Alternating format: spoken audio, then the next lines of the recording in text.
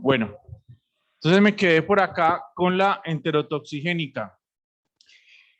Otra que también se me olvidaba. Entonces produce una estimulación de unos canales, al igual de que la Vibrio cólera, del cloro, del potasio. Entonces tiene una similaridad a la diarrea acuosa que tiene el Vibrio cólera. Sin embargo, la diferencia es que no es tan consecutiva como lo puede ser la del cólera. Por lo tanto, entonces esta normalmente se asocia a las diarreas del viajero. Tenemos la que sigue, que es la enteropatógena, también es transmisión fecal oral. Dime. No sale así. La única que es característica de agua, porque ya agota todo por la cantidad de iones y de bicarbonato, es la de cólera. Bueno, esta es la enteropatógena, también transmisión fecal oral. Tenemos una destrucción de las microvellosidades y ustedes ya saben que eso qué implica, que aumenten el lumen, mayor concentración de solutos y termina entonces a través de qué mecanismo sale el agua al lumen, a través de la ósmosis, ¿vale? Entonces, por ejemplo, cuando ustedes tienen, en este caso, digamos que usted les da una diarrea es por comer demasiado dulce en Halloween, ¿vale? Justamente pasa lo mismo. ¿Por qué? ¿Cuál sería el mecanismo? Porque aumentamos la cantidad de solutos que hay en el lumen y eso hace entonces que por ósmosis salga agua. Entonces aquí tenemos que esta es principalmente relacionada con la diarrea infantil. La otra que es parecida ya a la salmonela por su forma interinvasiva es justamente la E. coli interinvasiva, que también transmisión fecal oral, invade los enterocitos y termina generando una destrucción tisular, lo cual termina también provocando disentería. La E. coli enterohemorrágica, que creo que esta es la más peligrosa, porque van a, en este caso, a producir un síntoma que de pronto los anteriores no, o un síndrome, correcto, que produce entonces una toxina similar a la toxina Shiga, ¿ya? O también le llama verotoxina. En este caso va a terminar lesionando las microvellosidades y aparte de eso, esa toxina puede irse a sangre y terminar generando entonces un síndrome hemolítico urémico, ¿vale? Termina aumentando la destrucción de los eritrocitos intravascularmente y eso puede generar este famoso síndrome hemolítico urémico y además de eso pues también produce una diarrea disentérica. Finalmente tenemos otra que es la E. coli enteroagregadora, donde tenemos que se da principalmente una adherencia al epitelio. Funciona así como cuando ya hablábamos de la yardia, que tapizaba el epitelio y eso hacía que sea más difícil poder tener la absorción de los nutrientes. Entonces tenemos también que se produce una diarrea acuosa y pues con los síntomas también de náuseas y vómitos. Entonces en total estas serían las exotoxinas que podría tener una E. coli. La Shiga ya sabe cuál tiene, la termoestable, la termolábil, que son las que tienen en este caso las enterotoxigénicas. Profe, una Destruyen preguntita, los eritrocitos. Dime. una pregunta. Yo leía que también la toxina chiga la produce la chiguela. ¿Es la misma o tiene alguna variación? No, es parecida, como dice acá, es like, Ah, parece. parecida. Ah, sí, like, sí, sí, no me había ¿Listo? fijado. Tienes O razón, también, gracias. o si quiere le pone verotoxina. Listo.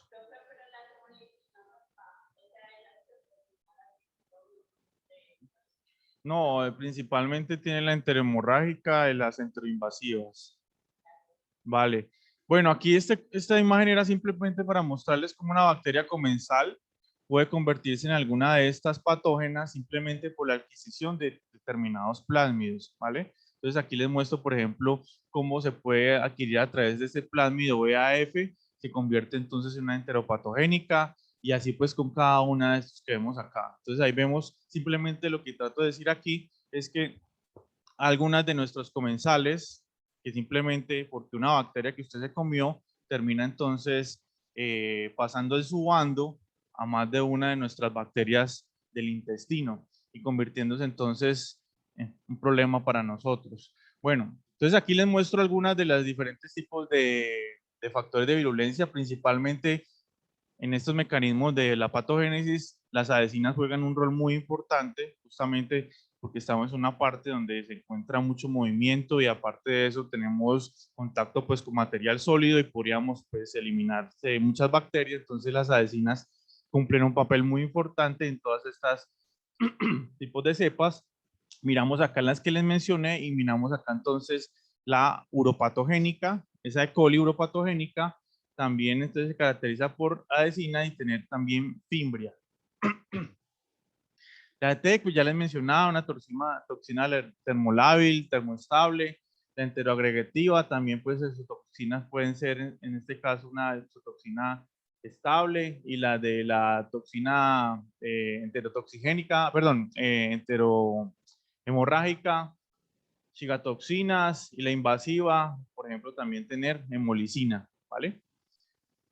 Bueno, esto simplemente para mostrarles cómo los mecanismos que puede llegar entonces estas bacterias a nuestro cuerpo. Simplemente usted le da por tomar leche directamente de la vaca sin pasteurizar o alimentos que en este caso no se cuecen bien, una carne que no ha sido bien manipulada, o cualquier tipo de estos alimentos que están contaminados, ya sea por la misma agua, y llegan entonces a contaminar a las personas y puede dentro de las mismas personas que sean la manipulación de alimentos también transmitir este tipo de cepa. En este caso es una cepa que es la ¿qué es esta? La enteroagregativa, no es mal. Steak, perdón. Ah, no, esta es la Shiga. Steak en inglés es Shiga, esta es la de Shiga. Bueno, entonces la Shiga, igual, lo problema con esto de la Shiga es que una vez que está en nuestro cuerpo la E. coli, gracias a la herencia por esas adhesinas, la toxina entonces no solamente va a destruir estas microvellosidades y el enterocito, sino que también puede viajar a la circulación y provocar una falla renal, ¿vale? Que es el síndrome hemolítico urémico. Solamente en este caso la enteroagregativa. Hemorrágica. Hemorrágica. Y en la enteroinvasiva también, ¿no, profe? ¿Cuál? En la enteroinvasiva. Interinvasiva no es tan frecuente encontrar el síndrome hemolítico urémico. Pues Principalmente ¿qué? cuando se toma, pues tomándolo como hacían el taller, decían en el taller que esta enteroinvasiva sí se daba este síndrome en niños y en adultos mayores, ¿no? Pero no es tan frecuente encontrar la enteroinvasiva con este síndrome. Esto sería como muy característico de esta cepa, ¿vale? Mm, Porque la otra más que todo llega y genera entonces una destrucción del enterocito más que todo, pero se queda a nivel más local. Aquí tenemos la enterotoxigénica, las dos toxinas, termolábil y termoestable, que ya saben que liberan entonces pura electrolitos y con ellos agua, una diarrea acuosa. Está entonces acá la misma que les mostré ahorita, la enterohemorrágica, las toxinas cómo pueden viajar a circulación sanguínea. Y la enteropatogénica, cómo se adhiere aquí al epitelio y termina entonces dañando las microvellosidades, ¿vale? Y bueno, entonces, bueno, esto es repetir como lo mismo que habíamos hablado, simplemente aquí me voy a centrar en, por ejemplo, la enteropatogénica que produce un síndrome de malabsorción por el daño de las microvellosidades, una enterotoxigénica que se relaciona más con las diarreas neonatales, por eso es que está más relacionada con diarrea infantiles, en la lactancia, en el postdestete, y la Shiga, pues ya en este caso, más que todo, pues da cuando pues consumimos algún tipo de alimento contaminado. Bueno, ¿cuál es el diagnóstico? Aquí podemos utilizar en este caso agar sangre para mirar a ver si hay algún tipo de hemólisis, pero lo usual es medios como el agar McConkey. También entonces hacemos pruebas bioquímicas para determinar en este caso qué tipo de la familia Enterobacteriaceae es. Hacemos las pruebas triple agar, azúcar, hierro y nos da este resultado ácido-ácido, prueba de gas positiva, lisina, tenemos entonces que forma entonces esta coloración como, que te digo, morada, urea negativa, indol positivo, citrato negativo, movilidad tiene, y en este caso también tiene una presencia de fermentación en la glucosa.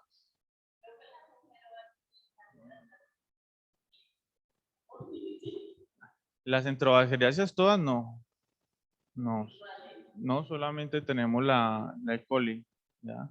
Y sí, pero tenemos dentro de las no fermentadoras que producen, pues no hemólisis, pues producen simplemente daño al epitelio, al enterocito, entonces termina causando esa diarrea así disentérica, ¿no? La Shiga o la salmonela o la enteroinvasiva, ¿vale? O sea, la forma de producción de o sea, la sangre que sale en la, en las heces tiene un mecanismo de acción diferente, ¿no? Bueno, tratamiento para ellos, para una E. coli normalita, cloroquinolonas y sulfametoxazol. Pero en el caso de que, por ejemplo, sea una BLE, una beta-lactamasa de espectro extendido, que tenga en este caso resistencia a todo esto, entonces yo les pregunto aquí, ¿será que me serviría darle una cefalosporina? No, No, ¿por qué? porque necesito como un antibiótico Beta-lactamasa. como de más amplio espectro. Y una penicilina menos, ¿cierto? Entonces, serviría, por ejemplo, las de quinta, ¿qué? Las de cefalosporinas. Ah, sí. Ah, las de aquí no, también hay de cuarta que también son especializadas de amplio espectro para gram positivas y para gram negativas, ¿ya? Ah, no, para beta-lactamasas sí, espectros extendidos, cefepime o de quinta generación de cefalosporinas, o si no, pasamos a algo más potente pero más tóxico, que es la colistina, ¿vale? Colistina, aunque también ya hay cepas resistentes a la colistina. Bueno, bueno, qué pena. Que no sé. Profe, una pregunta. ¿Me escuchas? Sí, te escucho. La colistina fue la que tú nos dijiste en la clase pasada que, digamos, por nuestra membrana interna, nosotros, digamos, tenemos unas enzimas, no sé, que la colistina también reconoce y por ende puede ser tóxico porque no es específica. No, la colistina en este caso es una interacción sobre membrana, ¿vale? Entonces lo que yo les comentaba es que nosotros tenemos, obviamente ataca los fosfolípidos, hay una selección, exacto, como una porina, digámoslo así. En este caso, como a veces también compartimos ciertos fosfolípidos, por ejemplo, fosfatidiletoanolamina la compartimos con E. coli, ¿ya? Pero obviamente nosotros cambia es la proporción y en dónde se expresa. En nosotros se expresa más en la membrana interna, ¿vale? En la capa, perdón, capa interna de la membrana, ¿ok? También está el fosfatidilglicerol, que se ve mucho en la E. coli, entonces nosotros también lo expresamos, pero en la membrana, en la parte interna de la membrana, ¿vale? Nuestra membrana tiene una polaridad más que todo neutra, ¿vale? Por eso se llaman que tienen fosfolípidos deuteriónicos, o sea, con carga cero, como por ejemplo la fosfatidiletoanolamina. Ven, fosfatidilcolina, ¿ok? Encontramos, o los fingolípidos que encontramos también allí. En cambio, las bacterias tienden a tener una polaridad más negativa. Por ejemplo, el fosfatidilglicerol tiene una carga negativa. Además, también hay unas como las de las Staphylococcus aureus que tienen unas cargas todavía más negativas, como cardiolipina, ¿ya? Fosfolípidos que tienen esta carga. E incluso, haciendo un paréntesis ahí, las células cancerosas de nuestro cuerpo también generan una carga negativa, ¿vale? Principalmente por la expresión de fosfatidilcerina y también llega a la parte de la membrana externa el fosfatidilglicerol, pero en muy poquita proporción con respecto a la fosfatidilcerina. Bueno, cierro paréntesis ahí. Entonces, Aquí simplemente para mostrarles que no solamente, pues haciendo como un tipo de resumen de las diarreas que podemos tener, una diarrea toxigénica, en este caso tenemos diferentes tipos de mecanismos de acción. En este caso tenemos el sitio de acción que puede ser intestino, puede ser colon, intestino delgado, perdón, colon. Ahí tenemos los diferentes tipos de cepas, la E. coli, la enteroinvasiva, la hemorrágica, la de cólera, ya tiene entonces un mecanismo muy parecido, al igual que la de Bacillus cereus, Clostridium difficile, y al igual que en este caso también Staphylococcus aureus, porque también Staphylococcus aureus tiene una toxina, una enterotoxina, cuando consumimos alimentos contaminados, como por ejemplo se ha visto mucho el caso de los brotes por ese, ¿cómo se llama? Pollo, arroz con pollo, ese arroz con pollo que se deja mucho tiempo abierto y como maneja también una temperatura que permite que se tenga esa toxina que se mantenga allí súper bien, entonces también nos va a producir una intoxicación alimentaria, al igual que produce en este caso el Bacillus cereus, que también está relacionada con intoxicaciones alimentarias. Bueno, esta más que todo es una diarrea, como le digo, producida, estimulada por toxinas.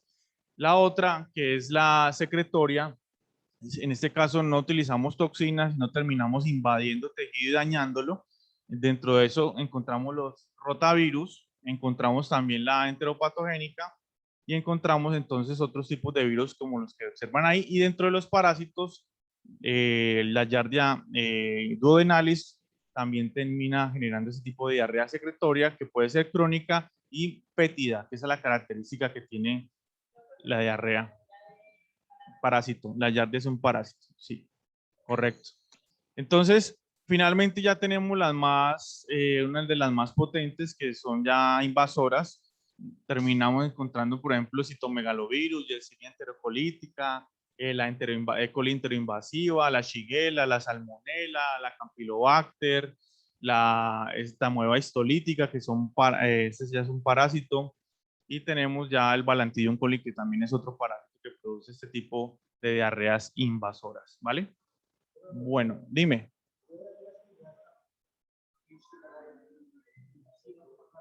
¿Habría una similaridad en el tratamiento? Pues normalmente se maneja así con fluoroquinolonas. Sí, a menos de que, como le digo, tenga, en este caso, trimestoprim sulfametocrazol, a menos de que tenga resistencia, ¿no? Profe, una pregunta. Dame un segundo que acá me están también preguntando.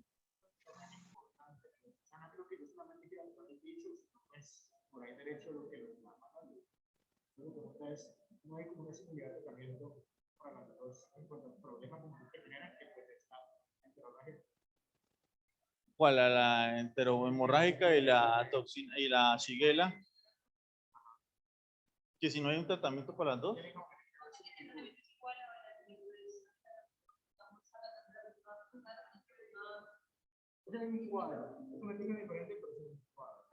Sí, sí, es el mismo cuadro. Sin embargo, como les mostraba por acá, el de la salmonela. Ay, ¿eso se ocurrió aquí así? ¿Este cuál era?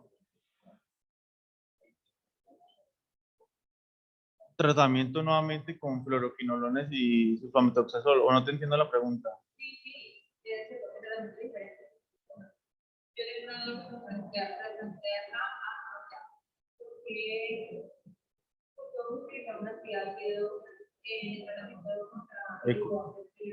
ahorita sí, listo, ahorita.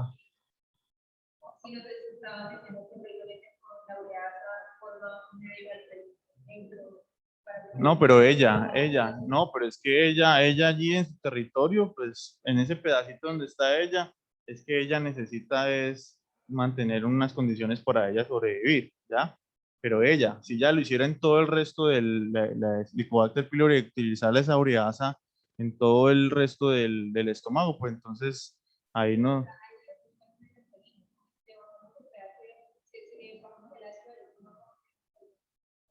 Pues realmente el medio alcalino no, simplemente es contrarresta ya el pH tan ácido que tiene, porque también la podría afectar a la Helicobacter pylori, ¿ya? Simplemente ella atenúa, pero en la zona donde se encuentra ella, ¿vale? No, no. Sí, porque es que el problema con el consumo de los antiácidos o las bombas de inhibidoras de, de protones es para que no termine generando más daño en la formación de la úlcera, ¿vale?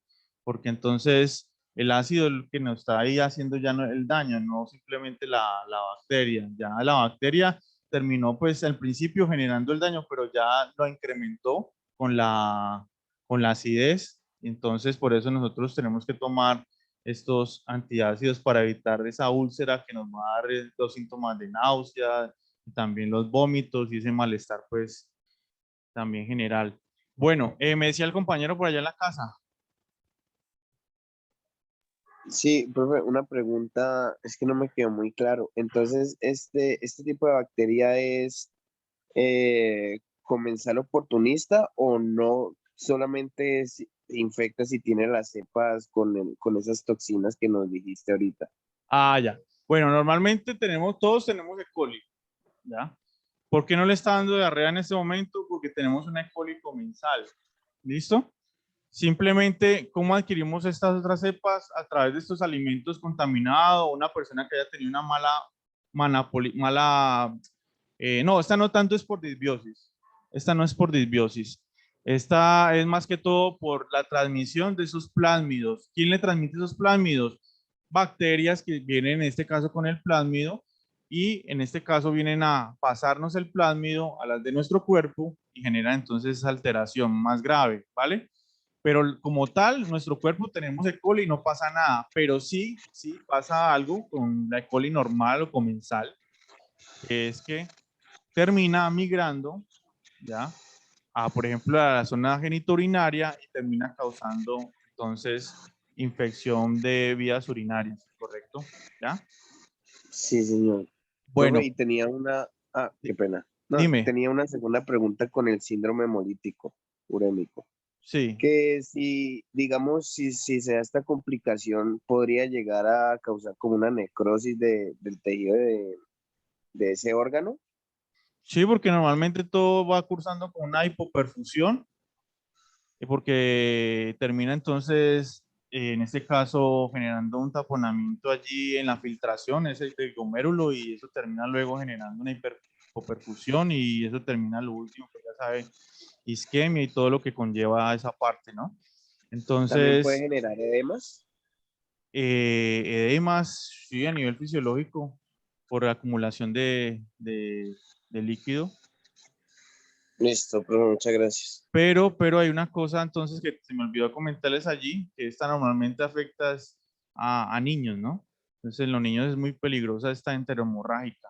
Bueno, no quiere decir que en el adulto no vaya a dar, porque pues, también tenemos contacto con estos alimentos crudos. Normalmente se relaciona más a carne de res que no ha sido cocida muy bien, ¿ok? Entonces, de esta manera, pues contraemos esta enfermedad. Bueno, entonces familia enterobacteriácea ya quedó lista.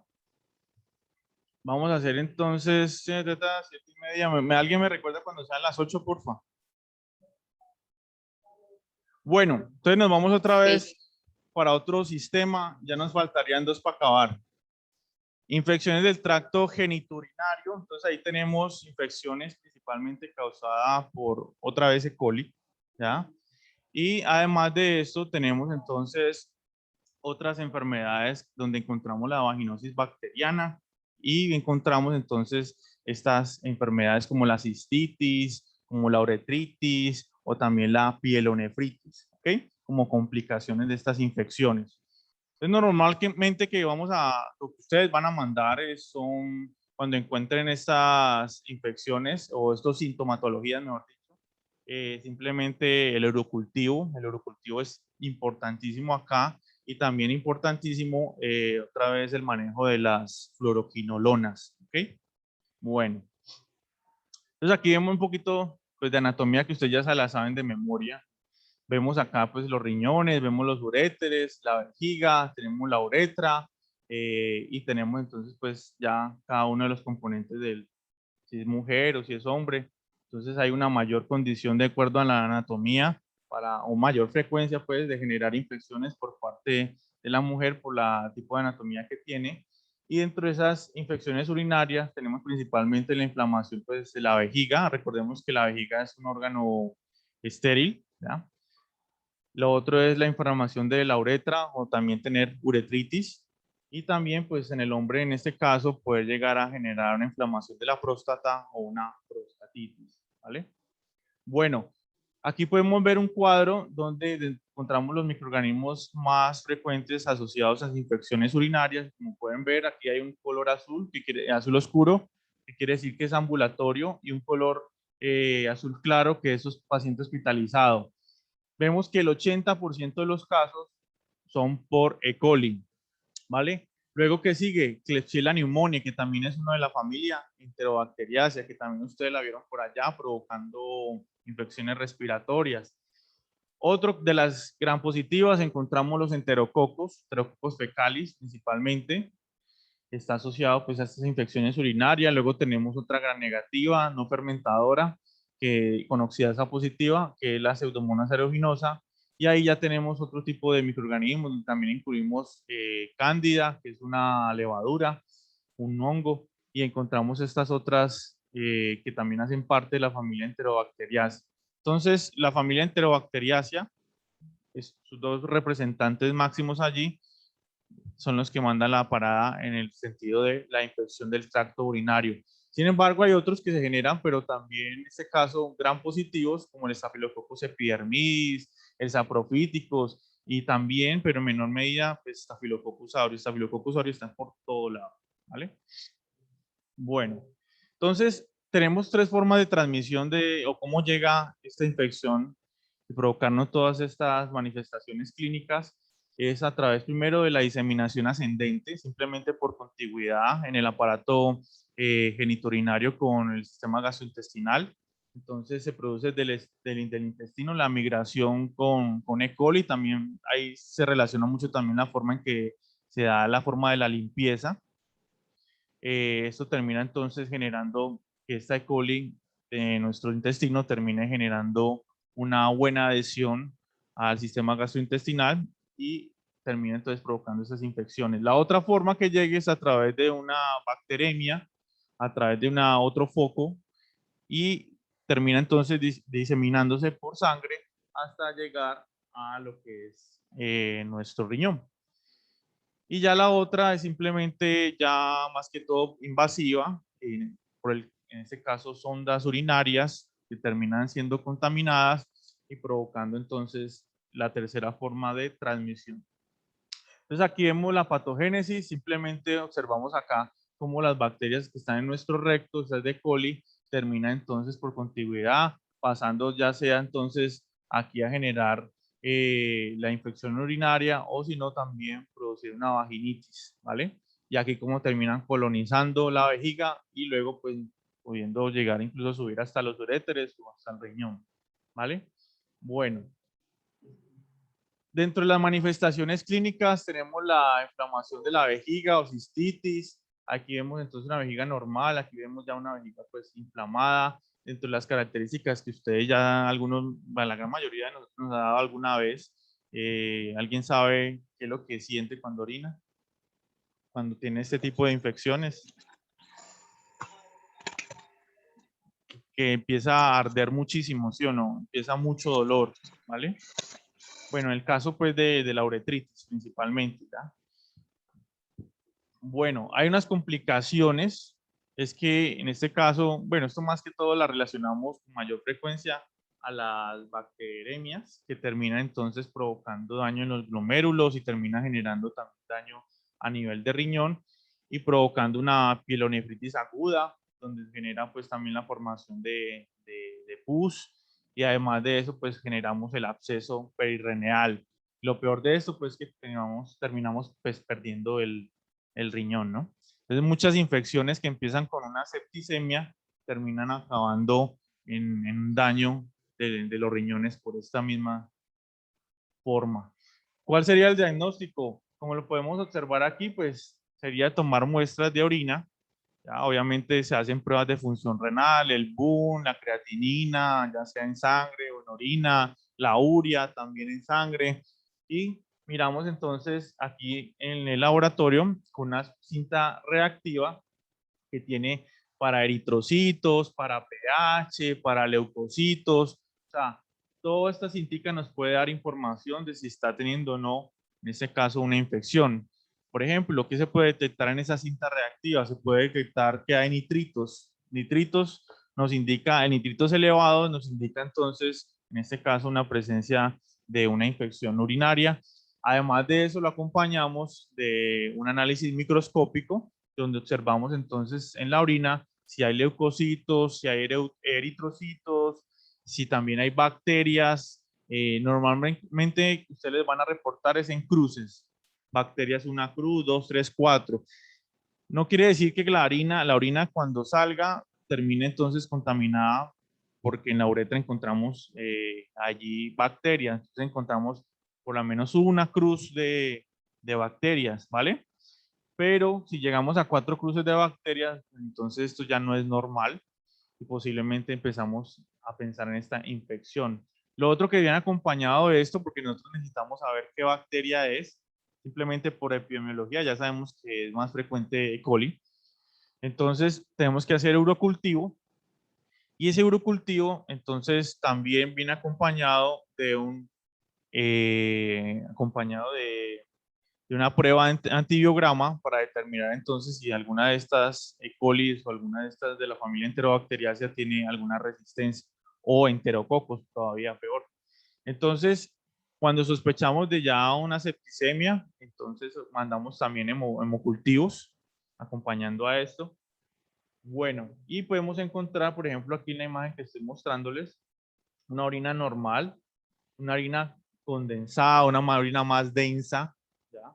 Aquí puede tener entonces simplemente una acción de que haya una infección simplemente, pero cuando ya empieza a haber daño en los riñones o daño a través de todo el sistema urinario, entonces empezamos a ver hematuria, ¿ya? Y vemos entonces que ya la hematuria pues, nos indica directamente proporcional el daño en cuanto al color que encontremos, ¿no? ¿Vale? Bueno. Para la cistitis aguda del tratamiento, aquí trabajamos mucho nuevamente con las fluoroquinolonas y con el trimetoprim-sulfamethoxazol, porque pues ya sabemos que ahorita estuvimos hablando de coli y este es el tratamiento para ellas. Igualmente, si este tratamiento no funciona, entonces vemos cefalosporina me había olvidado, carbapenémicos, ¿ya?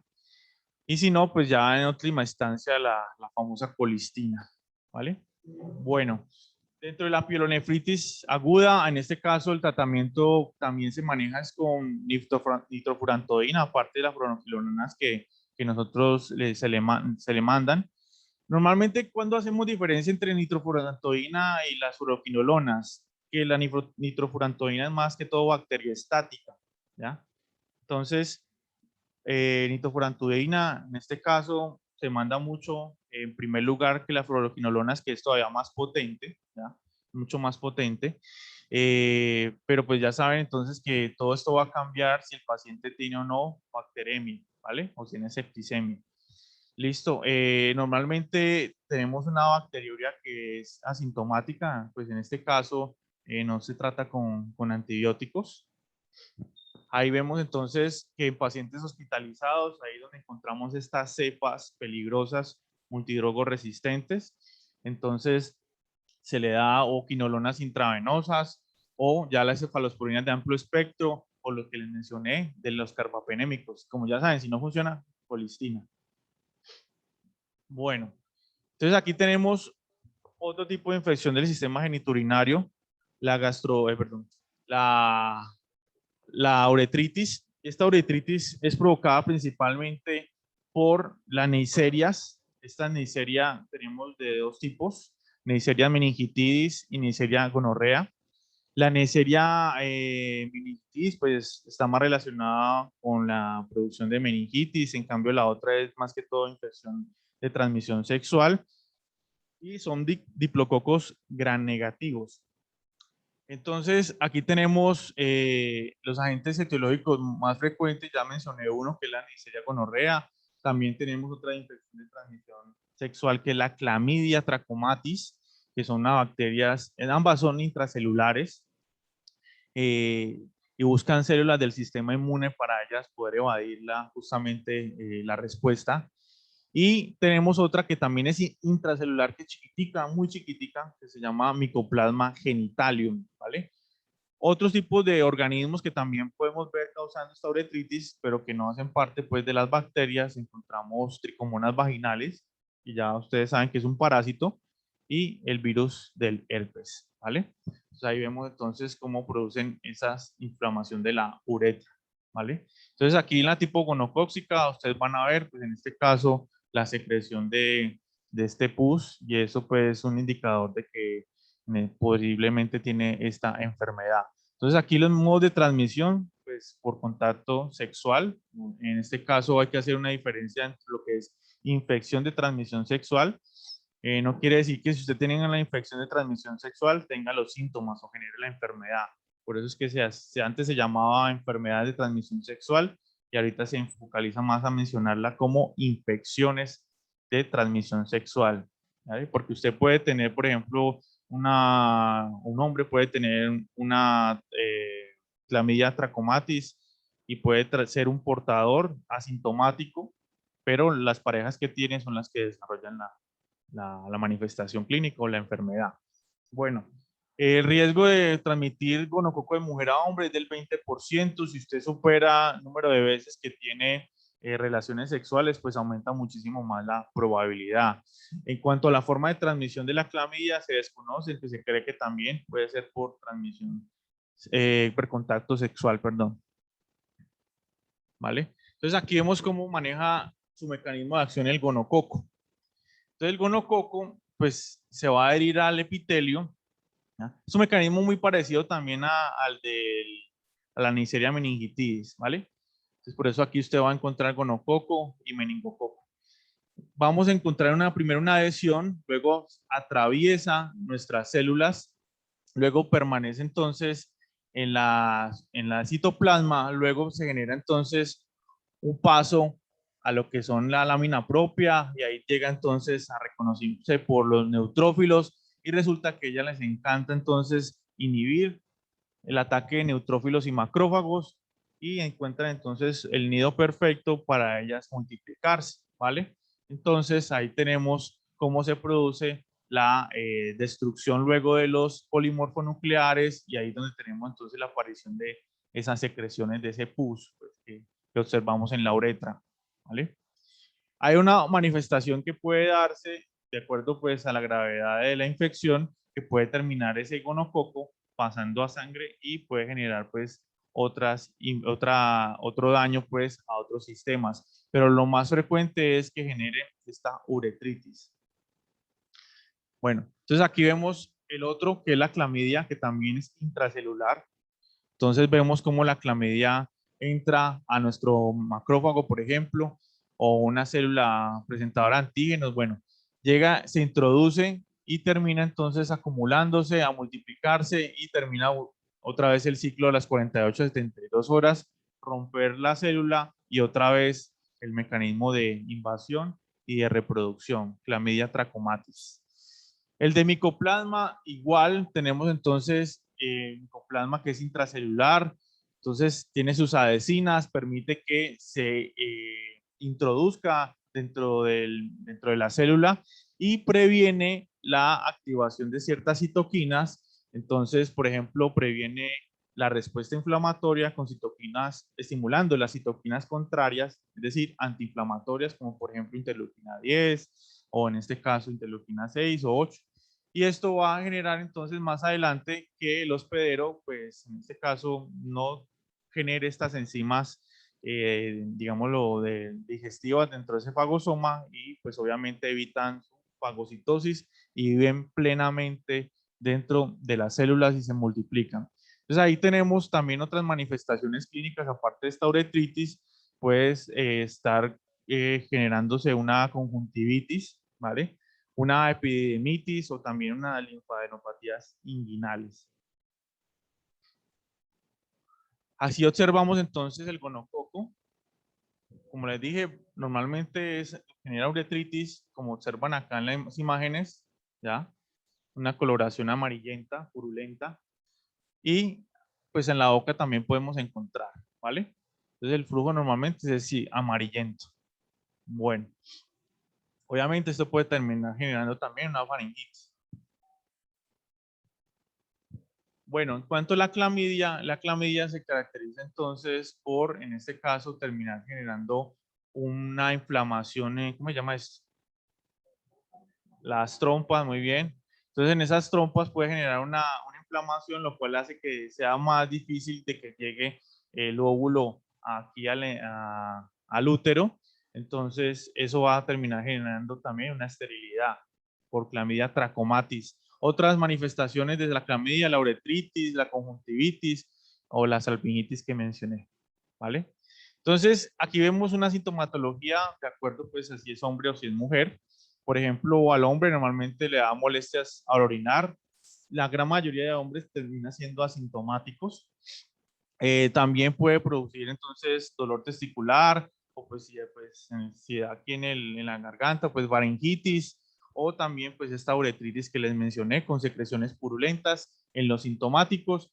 Y las mujeres, si hay mayor frecuencia de mujeres que son sintomáticas con respecto a los hombres, también da igual molestias a orinar, la faringitis, el flujo también que se vuelve muy constante y dolor fuerte.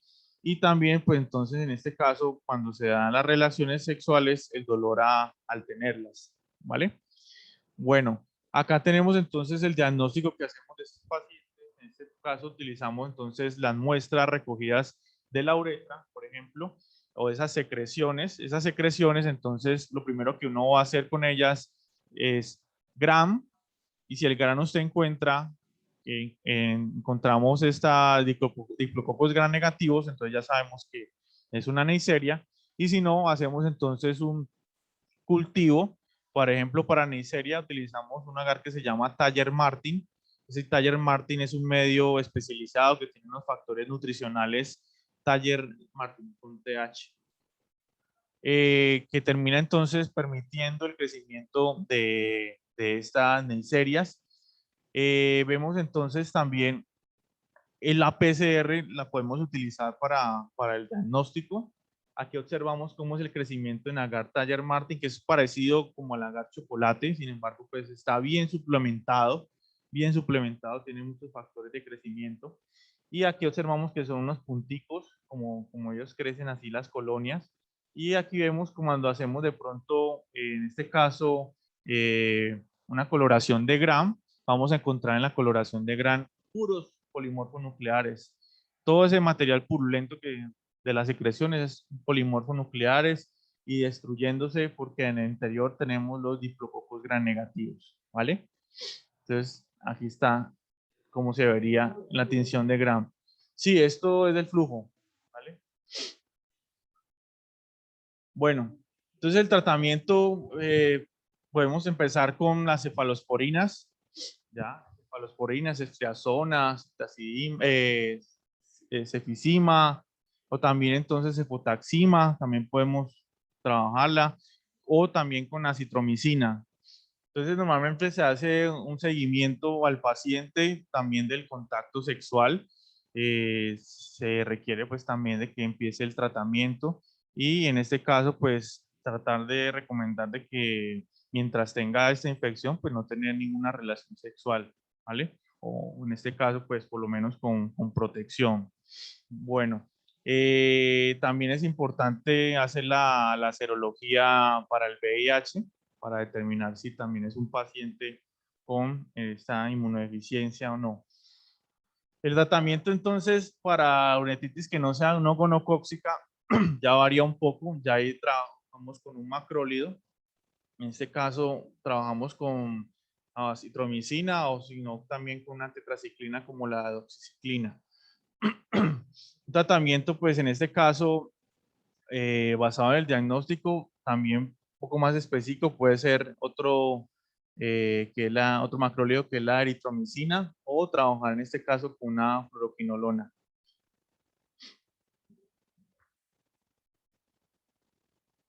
¿Qué horas son? Bueno, entonces ya termino aquí con esta.